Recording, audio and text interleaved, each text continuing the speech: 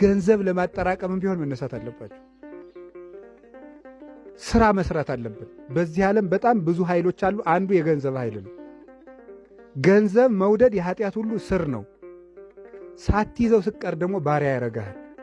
መስራት የምትችለውን እንዳሰራ ያደርግሃል። እውነት አሰጥ እውነት ነው። እንዳንራመድ ያደርገናል። ቤተ ክርስቲያንን ቅፍድድ አድርጎ ይይዛታል። ስለዚህ ሰርታችሁ ገንዘብ ሊኖራችሁ ይገባል። ገንዘብ መውደድና ገንዘብ ሰርቶ ማግኘት ልዩነት አለ። ሌብነትን እናጠፋዋለን ስንሰራ። ስለዚህ ለሥራ መትከት አለ። ሊሰራ የማይወድ ምን አይበል ነው ያለ ቅዱስ ጳውሎስ? አይብላ። የማይሰራ አይብላ ነው አይደል ያለው? አላለም።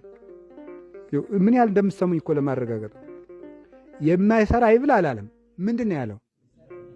ለምሳሌ ሕፃናት ይሰራሉ እንዴ? አያችሁ እንዴት መጽሐፍ ቅዱስ ጠንቅቆ እንደሆነ።